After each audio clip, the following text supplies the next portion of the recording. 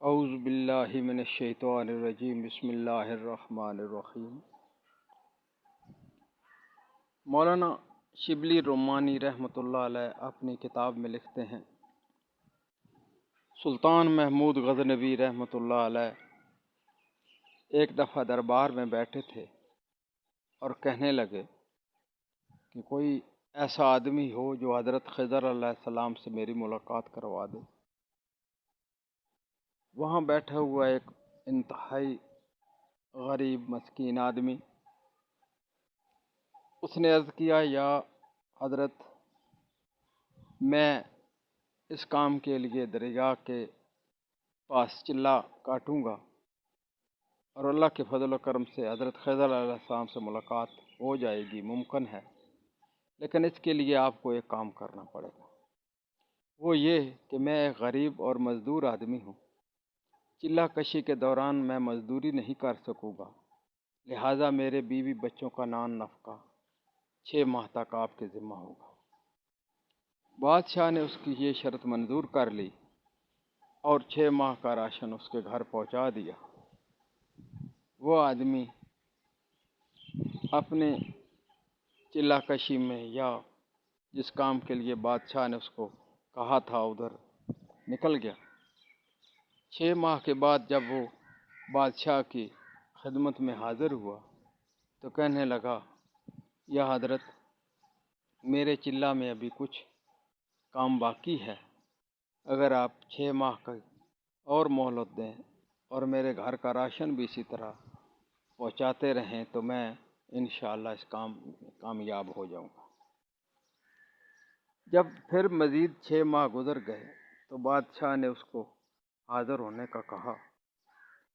جب وہ بادشاہ کی خدمت میں حاضر ہوا تو عرض کرنے لگا، بادشاہ سلامت، میں تو ایک گنہگار اور مسکین آدمی ہوں، کہاں خضر علیہ السلام، کہاں میرا چلہ اور کہاں میری ذات، میں تو کچھ بھی نہیں ہوں۔ غریب آدمی تھا، گھر میں فاقہ کشی تھی، جس سے مجبور ہو کر میں نے یہ ایک عذر تراشا اور اپنے گھر کا راشن پورا کرنے کے لیے آپ کی مدد حاصل کی۔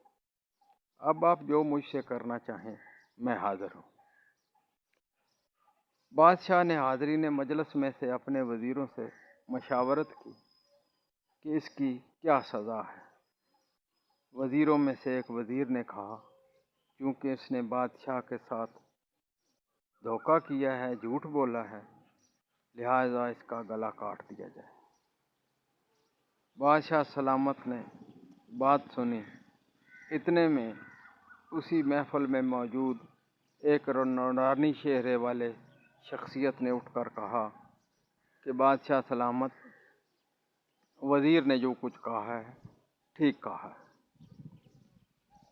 پھر بادشاہ نے دوسرے وزیر سے مشاورت کی تو اس نے کہا کہ بادشاہ سلامت، اس نے آپ کے ساتھ فراڈ کیا ہے، اس کا گلا نہ کاٹا جائے بلکہ اس کو کتوں کے آگے ڈال دیا جائے تاکہ یہ جلدی نہ مر سکے، بلکہ کتے اسے نوچ نوچ کر کھائیں اور یہ اتنی آسانی سے نہ مرے بلکہ اس کو زیادہ اذیت کے ساتھ موت آئے۔ پھر وہی نورانی چہرے والی شخصیت اٹھی اور اس نے کہا کہ وزیر نے جو کچھ کہا ہے ٹھیک کہا ہے۔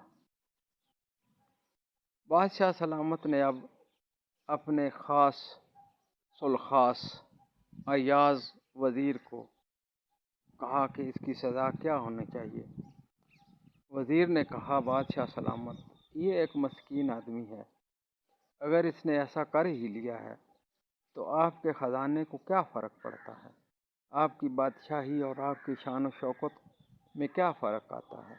اگر اس کے گھر میں اس کے بچوں نے 1 سال تک آپ کے دربار سے راشن کھایا ہے تو آپ کے خزانے میں کوئی کمی نہیں آئی، اس لیے اس کو معاف کر دیا جائے۔ نورانی چہرے والی شخصیت ایک بار پھر اٹھی اور اس نے کہا کہ اس وزیر نے بالکل ٹھیک کہا ہے۔ اب بادشاہ سلامت اس نورانی چہرے والی شخصیت سے مخاطب ہوئے اور کہنے لگے، پہلے وزیر نے کہا کہ اس کا گلا کاٹ دیا جائے تو آپ نے کہا ٹھیک۔ دوسری بار دوسرے وزیر نے کتوں کے آگے ڈالنے کا کہا تو آپ نے کہا ٹھیک۔ تیسری بار ایاز نے کہا کہ اس کو معاف کر دیا جائے تو پھر بھی آپ نے کہا ٹھیک۔ آخر یہ معاملہ ہے کیا؟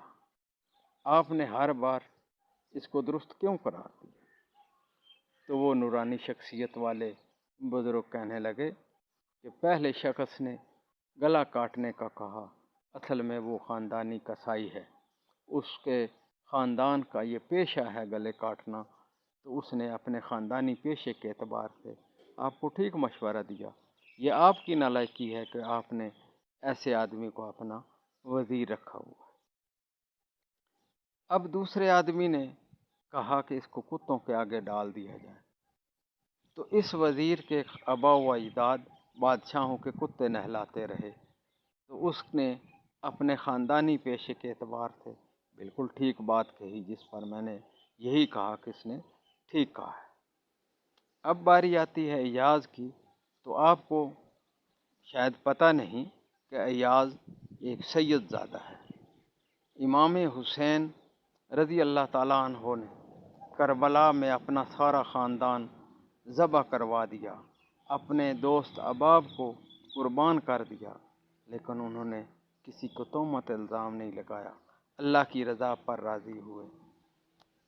تو ایاز جو ایک سید زادہ ہے، وہ کیسے اس شخص کی سزا کو برقرار رکھنے میں آپ کا تعاون کرتا؟ اس نے تو آپ سے یہی درخواست کی ہے کہ اسے معاف کر دیا جائے۔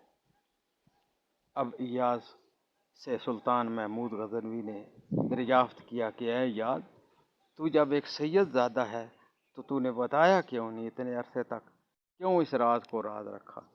ایاز نے کہا، بادشاہ سلامت، میرے راز سے جب پردہ اٹھ گیا ہے تو میں بھی ایک راز سے پردہ اٹھاتا ہوں کہ یہ جو حضرت نورانی شیرے والے جو کافی دیر سے آپ سے مخاطب ہیں، یہی حضرت خضر علیہ السلام ہے۔ اللہ پاک ہمیں نیک رستے پر چلنے کی توفیق عطا فرمائے اور ہمیں صحیح فیصلے کرنے کی توفیق عطا فرمائے۔ وما علینا الا البلاغ۔ الصلاۃ والسلام علیک یا سیدی یا رسول اللہ وعلی آلک واصحابک یا سیدی یا حبیب اللہ۔